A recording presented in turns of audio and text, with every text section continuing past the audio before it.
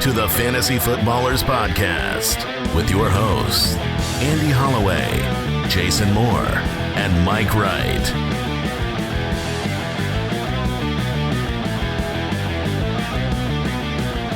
Oh, welcome in.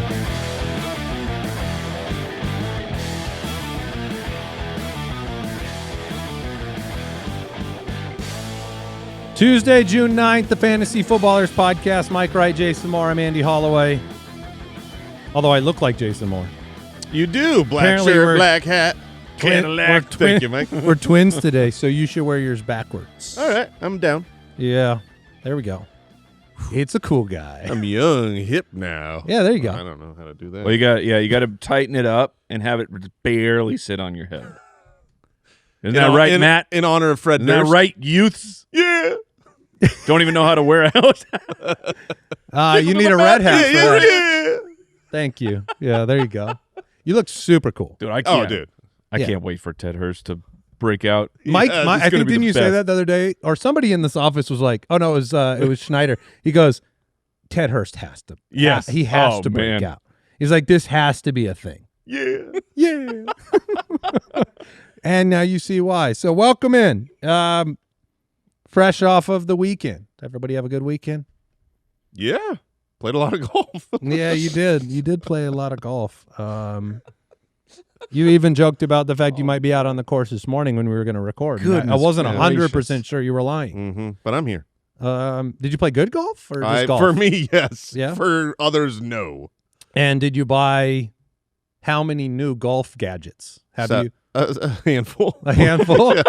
And they What's bring the in time frame here? They bring in the score. I mean, yeah. Yeah. It's my best score ever. Jason is the ultimate pay to win.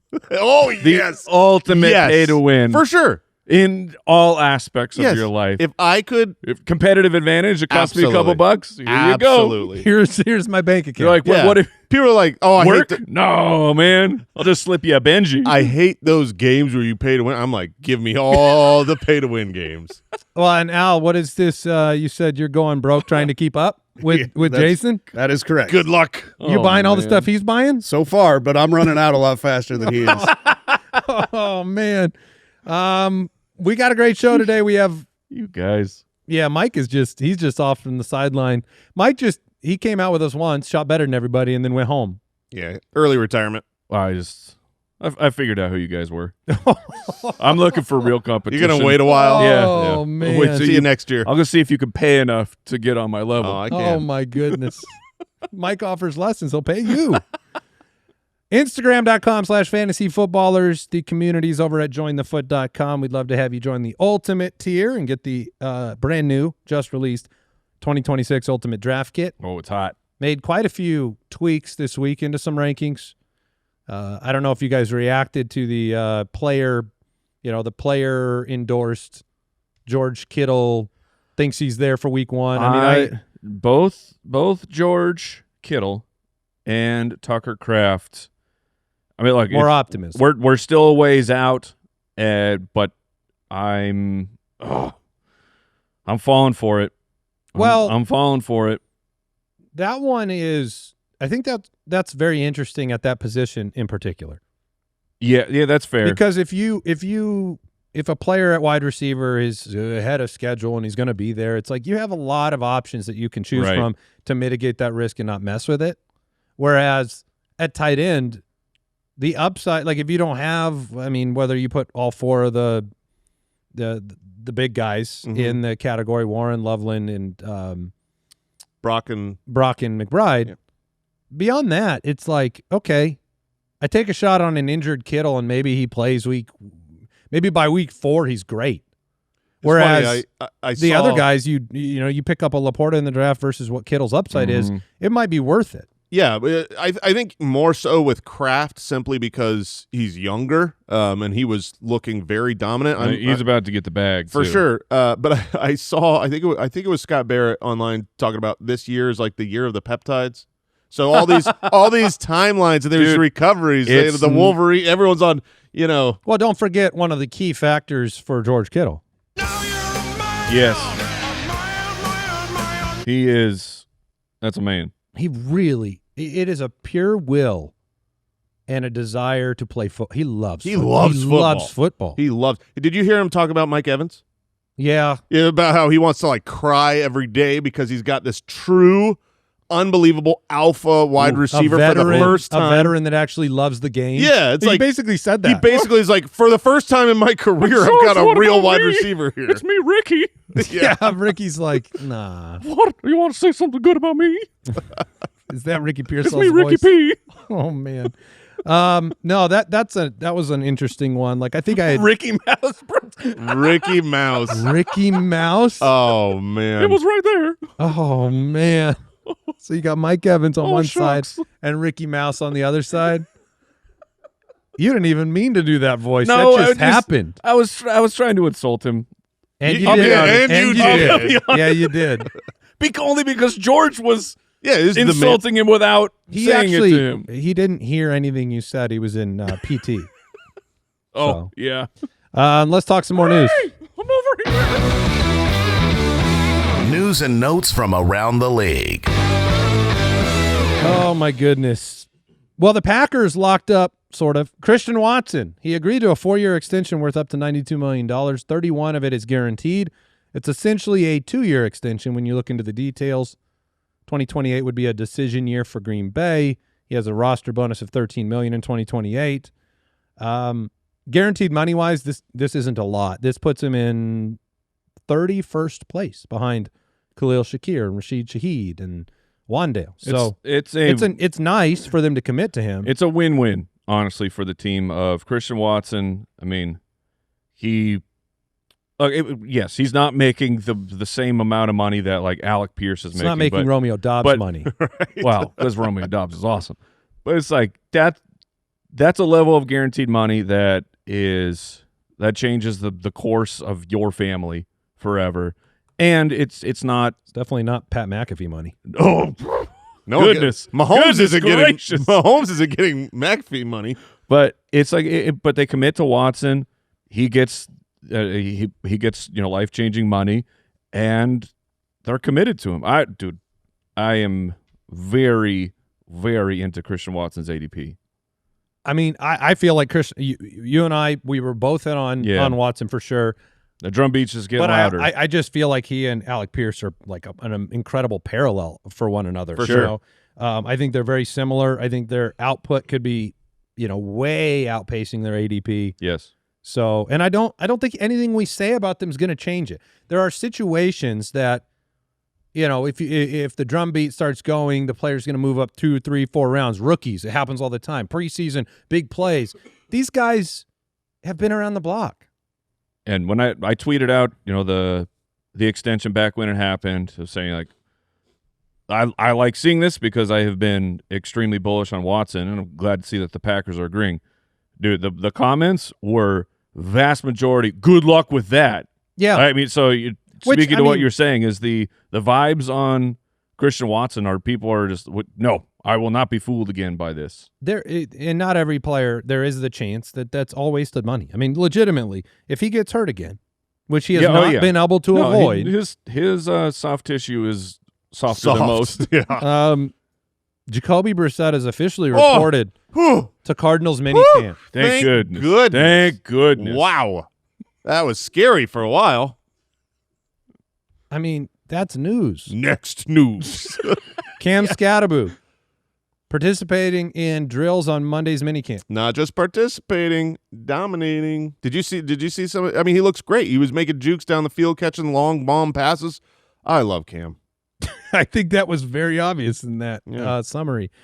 Chris Rodriguez, Crod, Jaguars running back, expected to be ready for training camp. I guess he underwent a procedure in his foot following an injury in the offseason program that Liam Cohen was being cagey and weird about and wouldn't tell anybody about it. But they did say he was expected to participate once training camp starts. It's good that he's going to be healthy for the season, but I do think this gives a leg up for Tootin to establish himself. He has the opportunity right now to really go into Travis Etienne Jr.'s role. He's going to do that until Chris Rodriguez is back. So, I was going into the offseason, the disparity in ADP between Crod It was he was way too late drafted. Tootin was just the assumed guarantee. Now I'm actually kind of in on Tootin at where he's going. Yeah, I think it's more positive. Every time he gets a rep and a chance to establish where he was the guy there last year already, it's good for them. So I think Jacksonville as a whole might be one of the most interesting teams in fantasy for the entire year. Trevor Lawrence, what they did at the end of the season, the amount of wide receivers, some of which we'll talk about today, because I didn't mention it, but we're getting into our early breakouts and sleepers on today's show. And so if you have the UDK, you know we have our sleepers, breakouts, busts, and values in the UDK. That is our consensus list, guys that we agree on, or at least two and a half of us agree on it. But these are more like individual picks, and we may agree with one another. I don't know the names that you guys are bringing up, but we're talking early breakouts, early sleepers. I was really I'm excited to hear your first early breakout pick, because I didn't know until this morning who you had in here. Do you agree with it? I'm going to wait until after you give your case, and then I'll tell you. Oh, you want to jump in? Let's go.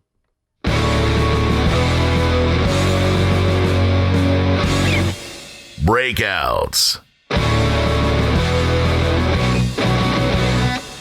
Well, I think if we were trying algorithm rules, I shouldn't go first, because you just kind of teased it. Right. People are anticipating. The longer they watch, the better the algorithm. It's Parker Washington. Ah, okay. Huh. Oh, man. You went first. So I think this is a very interesting one. We're into the early breakouts. We'll start out here. We each got one name that we want to bring up. A breakout, we define it as a fantasy player that we think could become a fantasy darling of sorts. Anywhere from that to superstar, game changer, somebody that makes a big impact on your team. Maybe they've flashed some signs of success. Maybe they're not being drafted in a spot where... This is interesting, considering your feelings on Brian Thomas and Hunter. Yeah, I brought them both up at different times. Yeah, the Brian Thomas Jr. last season, like, that was a problem, obviously. This offense, Liam Cohen... That was a problem. The ball gets spread around quite a bit. I think some of why I want to bring Parker Washington's name up is out of fairness to those other discussions where, Travis Hunter, the story of Travis Hunter is simply the snaps. He could be a great player, and if he gets 50% of the offensive snaps, we're not going to care. Right. It's not going to make a difference. I think what's kind of wild about Parker Washington is, maybe you guys had his stat line memorized. I don't know. But to me, when I went back and looked at it, I was kind of blown away. This was a receiver last year who really the breakout for him began in the second half of the season for Jacksonville. And a lot of it was attributed to, BTJ, you're struggling, and we lost Travis Hunter. So this is just de facto guy in the game. From week 9 on, he was the wide receiver 11 in fantasy. And his final stat line was 847 yards receiving on this team. And that's at 14.6 a catch. He had a tremendous PFF grade as a wide receiver. And this wasn't just all screen passes or underneath or short route stuff. He's 24 years old. And the team has come out and said they're pretty much their top priority right now. I mean, they could go try to extend BTJ if they wanted to, or somebody else. It's to sign Parker Washington, who really broke out in the second half of the season. His target share weeks 9 through 18 was tied with Jacoby Myers for the lead at the wide receiver position. He played 50-50 in the slot and out wide for this team. And every report from camp so far has been he's just continuing to ascend. So I think when you look at BTJ, you're saying, can he return to what he did as a rookie? He's going to be out there for every snap. I don't think you're going to see that return because of the distribution of targets. He did most of what his dominant performances was Mac Jones with like a 96% target share.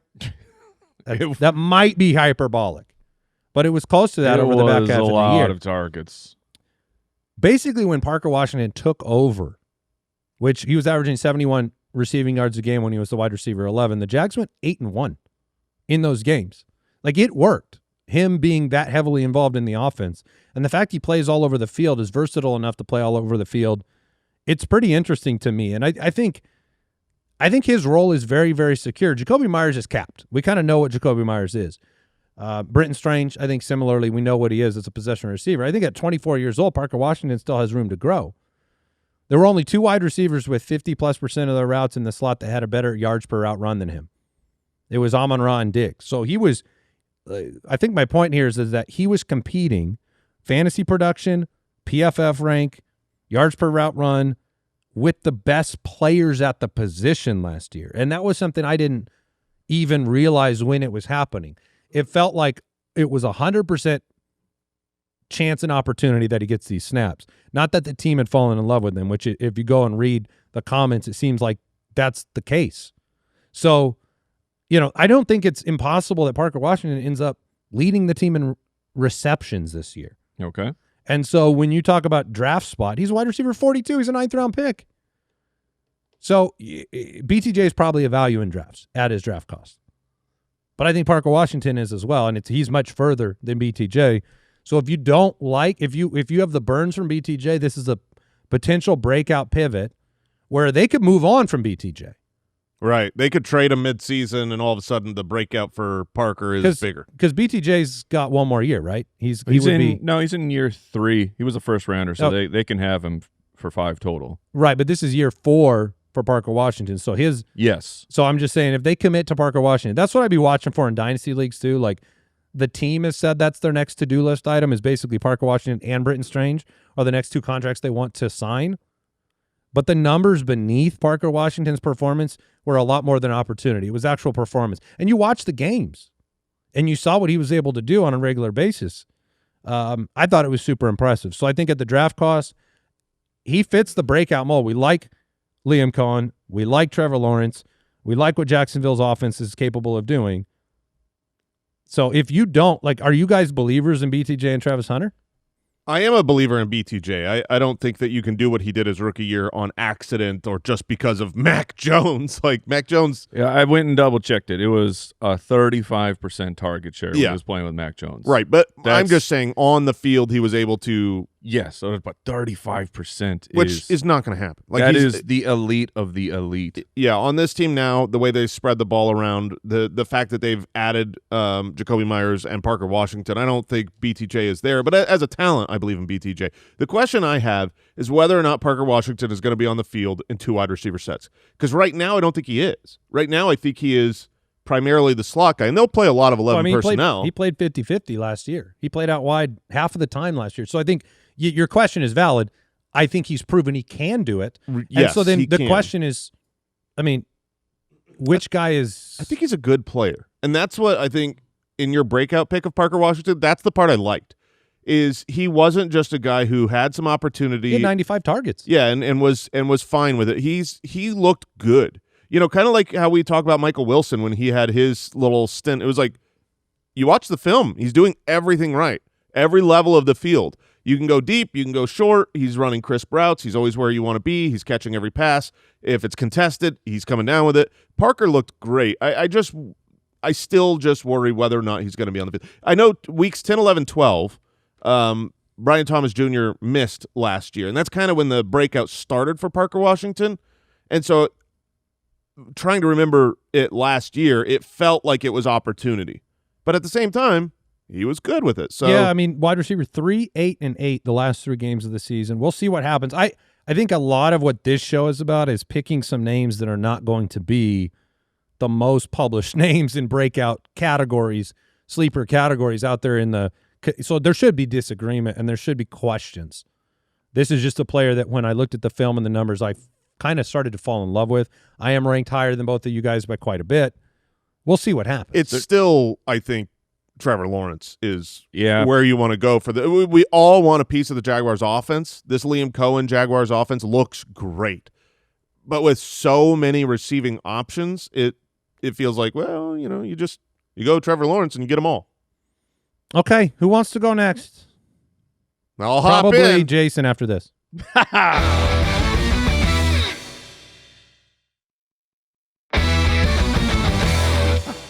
All right, Mike, what do you got? You got him again. No, I'm just kidding. Got him. Jason. My breakout player for 2026 is Jackson Dart. Last year, rookie quarterback for the New York Giants, Jackson Dart was incredible. I mean, he was like a fantasy revelation as a rookie with no wide receivers. I mean, you didn't have Malik Neighbors when Jackson Dart was playing. He didn't get his first start until week 4. And it comes down to one thing, and it's a stupid thing, but it's the most important thing for fantasy when it comes to quarterbacks. It's rushing. Mm-hmm. If you want the true breakout, if you want the guy who's going to break fantasy, you want the guy who's going to win like 25% of leagues, like had this player, it's a quarterback who rushes for an outrageous amount. And that's what Jackson Dart was doing last year. How insane was his rushing? 41 rushing yards per game in his starts. That's the 5th best among rookie quarterbacks ever of all time. So his 17-game pace in his starts would have been 13 rushing touchdowns, which is unbelievably great. Almost 700 rushing yards on over 100 attempts.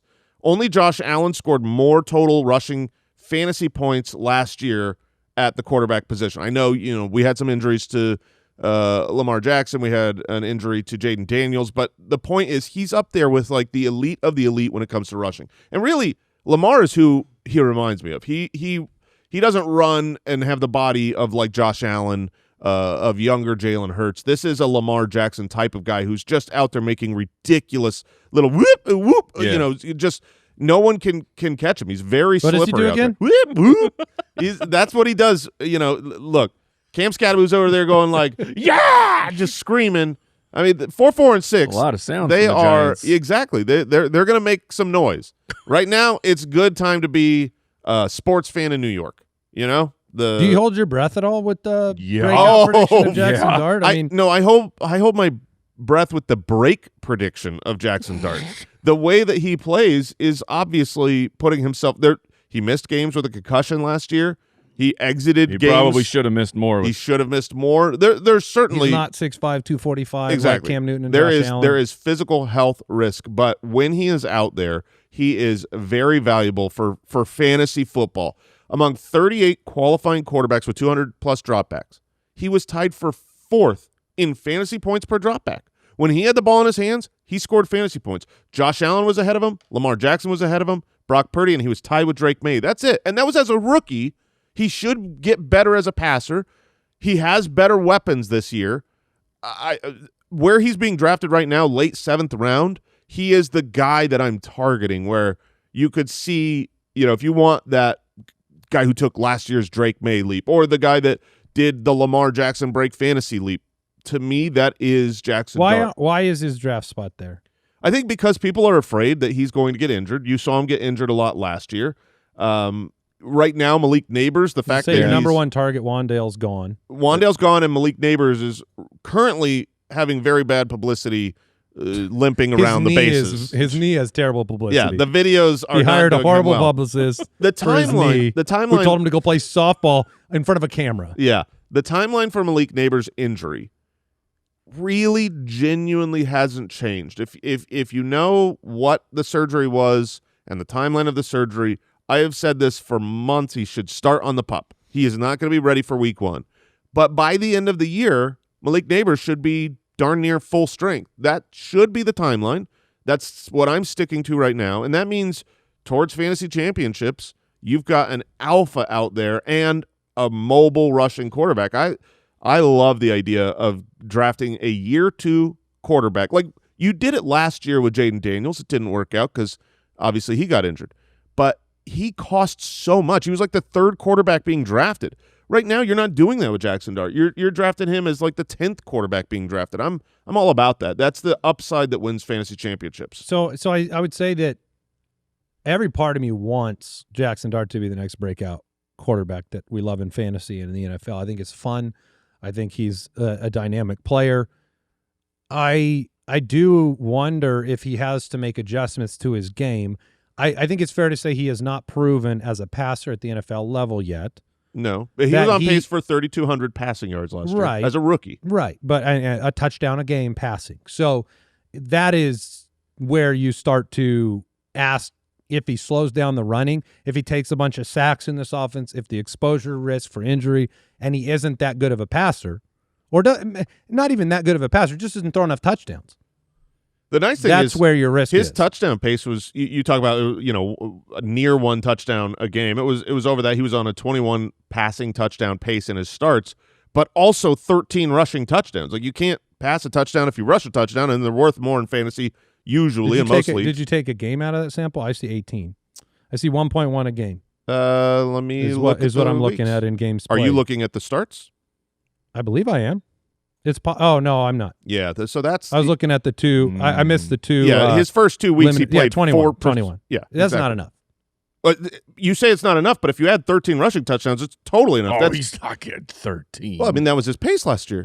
Yeah. This is why I have my alarm. He won't make it going through off. the season at 13 rushing. I mean, touchdowns. that's just not realistic. I don't think. I'm not saying what he's going to do. I'm saying his pace last year was 21.3 passing and 12.8 rushing touchdowns. That's not like what I'm projecting him for. That's what he did. Yeah, I as a rookie with Malik Neighbors. I think the biggest context matters, right? I mean, for sure. Losing Malik Neighbors and losing Cam Scatterbo. He never had Neighbors. He had him for like half a game. They didn't have him. Oh, right? the team. Yes, I'm saying the team lost him and Scatterbo. Yes, it very much. When I watched the Giants last year, it felt like Jackson Dart versus the world. That's all I'm saying. Yes. So if you want to run a John Harbaugh offense, it's not going to be Jackson Dart against the entire world. It's going to be more balanced. It's going to be a good defense that I think is getting better and better and better, and not exposing your quarterback to risk, which is why he's going where he's going, is because other people agree. Problem for me with Jackson Dart, and I don't have that many, is just Matt Nagy. I hate the fact that that's his offensive coordinator. You should. Yeah. I think that there is risk with Jackson Dart, and I think more of it is volatility. I think you're going to have big games from him no matter what. Because if you run like that, you're going to have monster games. He had that weird game at the end of the year where he had like a point. Yes. Out of nowhere. And he took 35 sacks. I mean, that is going to be an issue. If he doesn't get the ball out, if you're taking sacks, there's a little trade-off there. That's all. I mean, somebody else is thinking that. He'll be volatile for sure, but, I mean, so is Lamar Jackson. And, you have those games where Lamar just doesn't have a lot of fantasy points.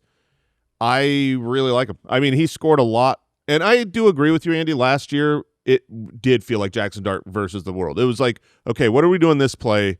Put the ball in Jackson Dart's hands and hope and pray. And I also remember some Nick Folesy luck with interceptions. Yes. He had a lot of passes that I felt like were errant and should have been picked off. He's going to be fun to watch. But the upside is tremendous. Undeniable. Yes. And that's why he's a breakout pick for me. This isn't like a sleeper where I think he's going to be better than his value. This is I'm looking for someone who can win me a league. He'll be on a lot of your teams with the draft value.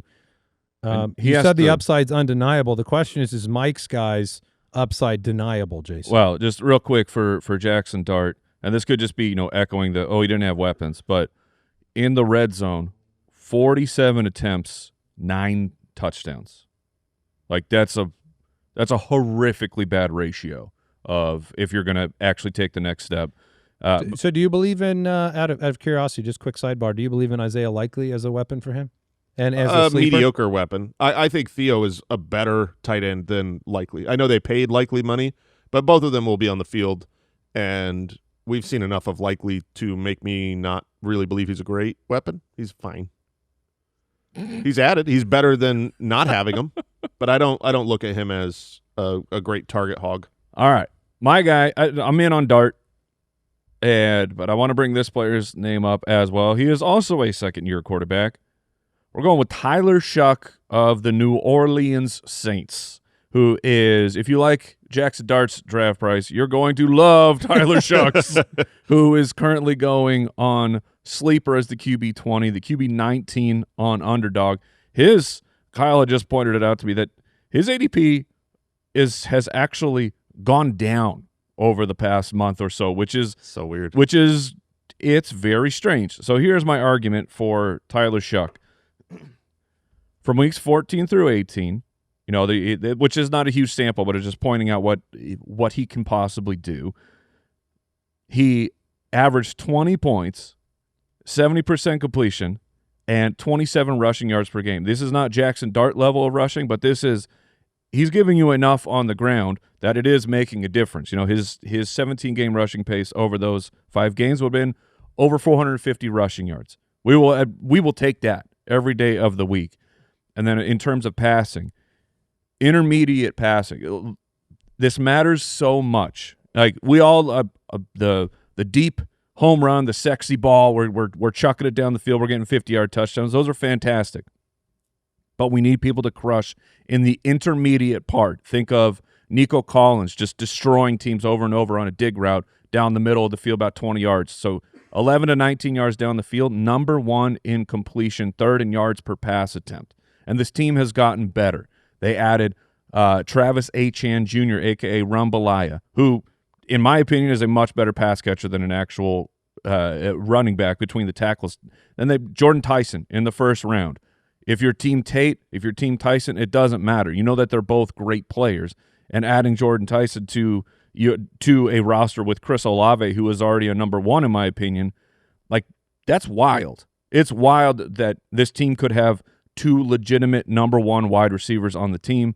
And of course, 3rd-round pick Oscar Delp La Hoya at the tight end position.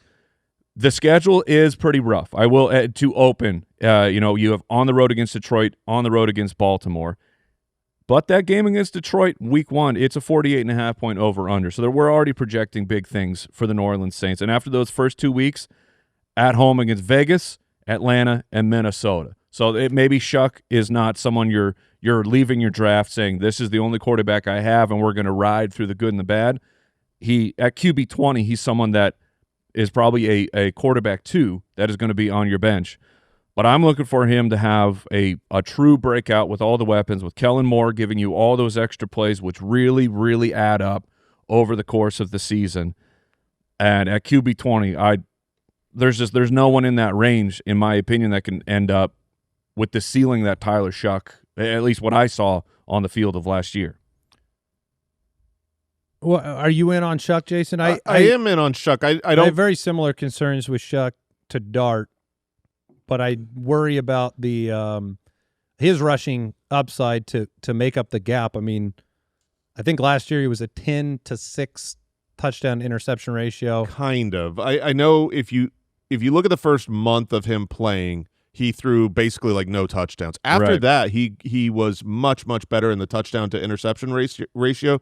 I remember talking about this with Bo Nix, where we would always take out the first month of his rookie and look how he did down the stretch. It seemed more realistic. His first 2 starts for Tyler Shuck, by the way, his first 2 NFL starts on the road against the Rams and then on the road against Carolina, 2 playoff defenses. So, I mean, his yardage to be thrown into the fire as your first 2 starts as an NFL quarterback, that's pretty wild. And then after the bye week, things really did get going. Yeah, his last 6 games, 7 touchdowns to 3 interceptions. So it just got better. Yes. I mean, I believe in Tyler Shuck as a good quarterback. I really do. I think the weapons that he's adding is good. I love the Kellen Moore system. So I'm kind of in on the Saints.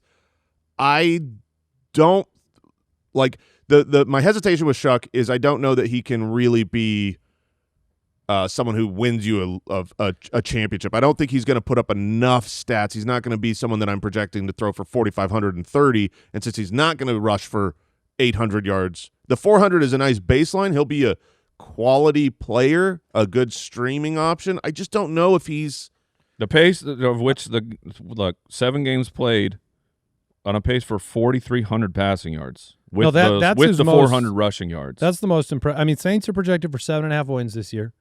They're winning that division this year. The other question mark I have with him versus Dart is development. Tyler Shuck's 26. Oh, he's developed. He's already done. Like when you look at runway for development and an upside, I think we might have less room for Shuck to move than we do Jackson Dart. So that would be, I guess, my other thing. I couldn't get there. Like I gave him 4,200 yards. I gave him 25 touchdowns, but that puts him as my fantasy 19. I mean, I don't care if you take a shot at it personally. I like Tyler Shuck, but when you talk about a pocket passer, is he going to rush for 350 yards? Yes. He will. Yeah, I mean, 350 is fine. But I don't know if that's enough to make you happy you start him every week. He's older than Brock Purdy. Hey, man, it is what it is. But he's seasoned and he was ready to come in and play. Yeah. All right, we'll take a break and we'll get into some sleeper picks.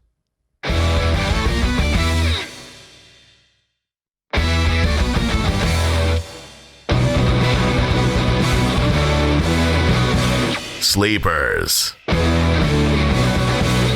All right, individual sleeper picks for 2026. We'll reverse order this time. We'll let Mike go first. How about that? Oh, I'm talking 2 times in a row.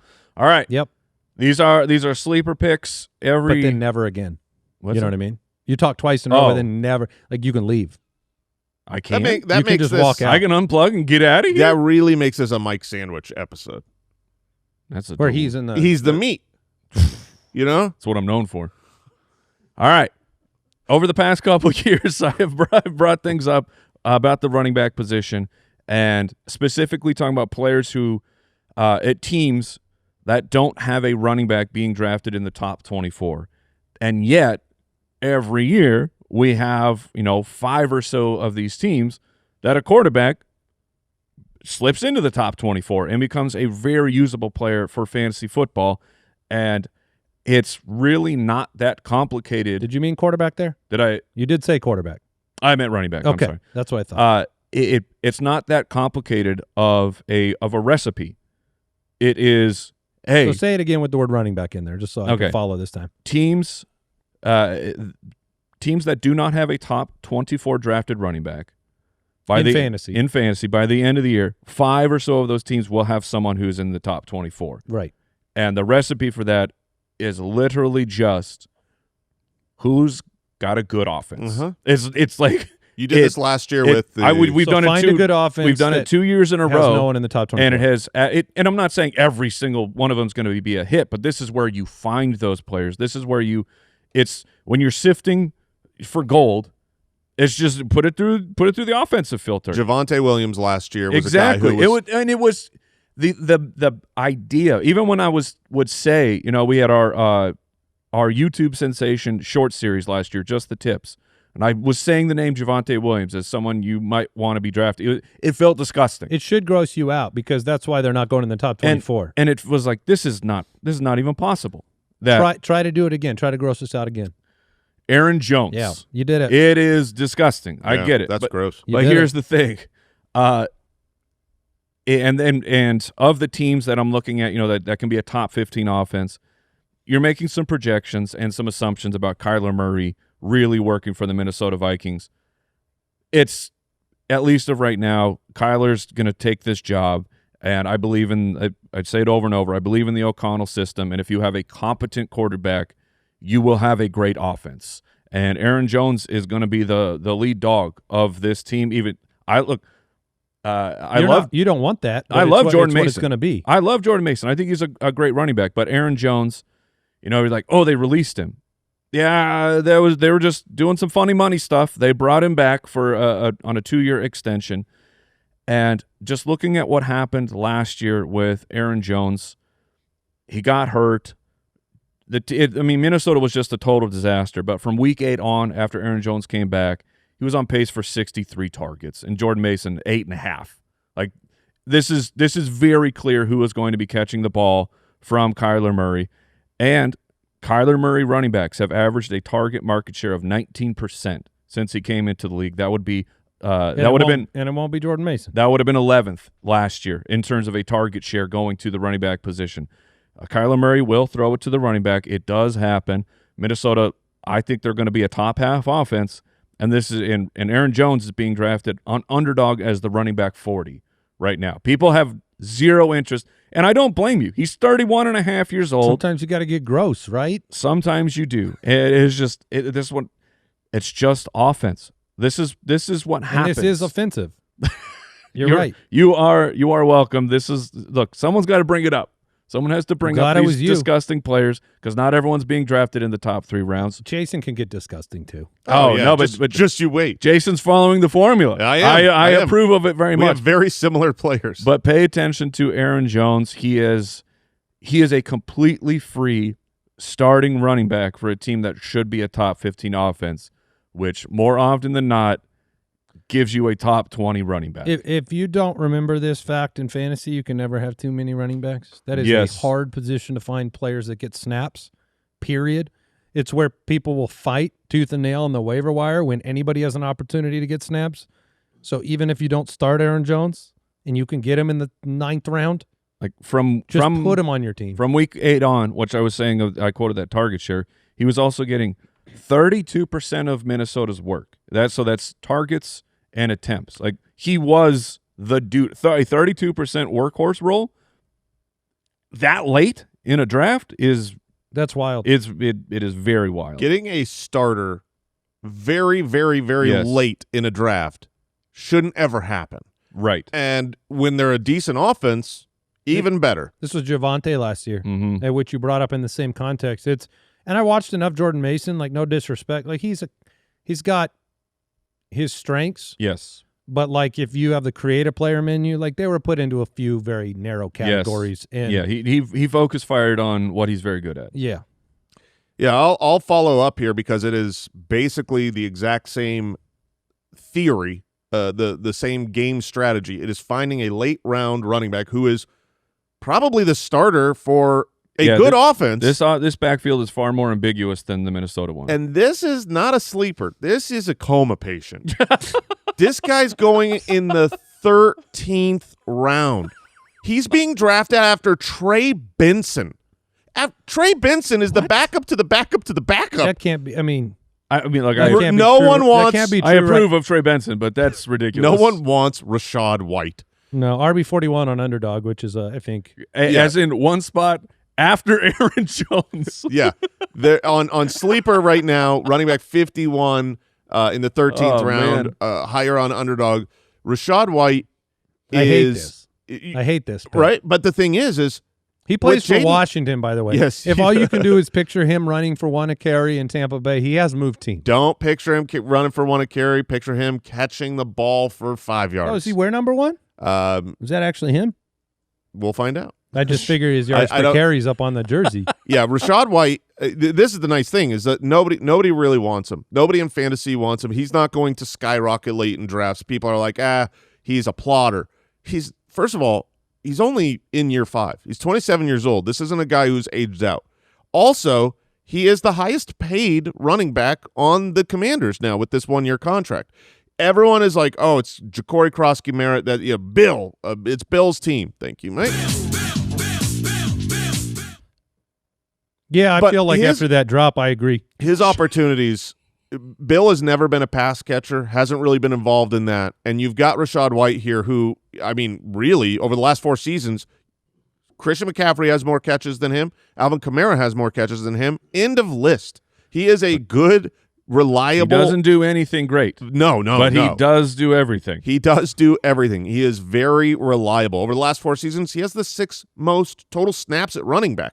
Like just behind Saquon, Pollard, McCaffrey, Josh Jacobs, Rachaad White. Is this a Kenny Gainwell situation in your mind in Washington where, Gainwell was a depth piece added and then suddenly the most relevant? Kyle is sharing news that he is listed as the number 1 on the Washington site. He's talking about jersey number. Oh, yeah. I thought you were talking about depth chart, Kyle. Ironically, I think he will go into the season as the number 1. I think he'll have the veteran starting role. He won't be the explosive player, obviously. Ja'Cory Krosky-Merritt, more explosive. But I think that this is a team, led by a head coach that wants reliability, wants veteran leadership, wants just the guys to be able to do the right thing, be in there for pass protection, get the leak out, dump, catch, help Jaden Daniels. And Rachaad White will do all of those things. He is very reliable, very out there. And when you look at a team right now, Washington has the 2nd highest vacated target share in the NFL. You lost Zach Ertz, Deebo Samuel, Noah Brown, Austin Eckler. And then you look at the running back room with Austin Eckler, Jeremy McNichols, and Crod being gone.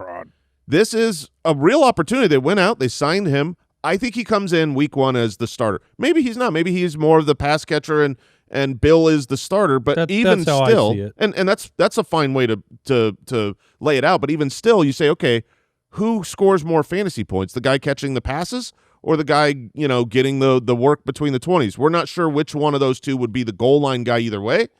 But I think that the pass-catching guy in the 13th round for an offense with Jaden Daniels that could and should be good with vacated targets, and we've seen this in the past, when there are a lot of vacated targets for a team, often it goes to the running back position. And so this is the 2nd most in the NFL.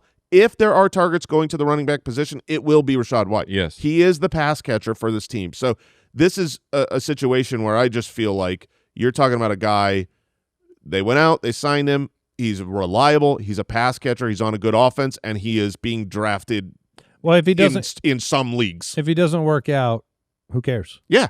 I mean, this is a sleeper pick for a reason. Listen to the depth chart. Rachaad White, Jerome Ford, Jeremy McNichols, Ja'Cory Cross-Gamera, and Katron Allen. If you have 5 running backs.